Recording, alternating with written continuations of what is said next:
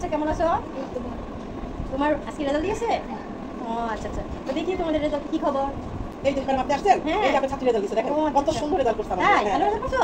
আচ্ছা, আমি তো ভালো পড়িয়েছি, তোমার তো অবশ্যই ভালো রেজাল্ট হওয়ার কথা। সবসময় পড়া। হ্যাঁ। ওমা, কি তোমার নাম্বার 33, 33.5, 34 এরকম কেন নাম্বার? আশ্চর্য, কি বলেন আপনি? হ্যাঁ, আমার মা বলেছে একটা নাম্বার কম বেশি পেতে। নাম্বার বেশি পেতে না করছে? বেশি পেলে কি হবে? আমার মা অপচয়কারী পছন্দ করে। 100তে 33 500তে 33, এত বেশি নাম্বার দিয়ে কি করব? বাকি নাম্বারগুলো আমি কি করব? এইজন্য বলছি মা তুমি 33 বেশি কিছুই পাবা না, ঠিক আছে?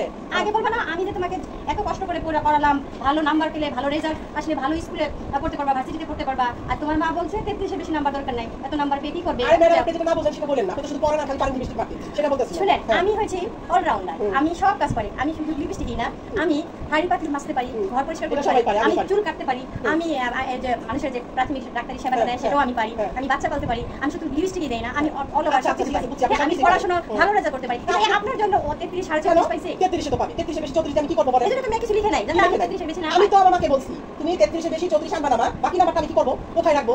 আমি এজন্য বলছি মা তুমি 33 পাও, আমি দোয়া করি এর চেয়ে বেশি নাম্বারের দরকার নাই। কিন্তু না না, দেখছেন কেমন মা, আমি কত রাত দিন কষ্ট করে পড়াইছি, ওরা 100 তে যাতে 199 এরকম পায়, আর মা কি করে বলে দিয়েছে এত নাম্বার দিয়ে কি করবে? আরে রাখেন আপনার কথা, আমার মেয়ে এখানে ভালো রেজাল্ট কি করবে আপনি পাবেন। আমার মেয়ের মতো একটা মেয়ে লক্ষ্মী মেয়ে, আমি যা বলছি অক্ষর অক্ষরে পালন করছি। ঠিকই তো, আপনার কথাই অক্ষরে অক্ষরে পালন করছে। হ্যাঁ।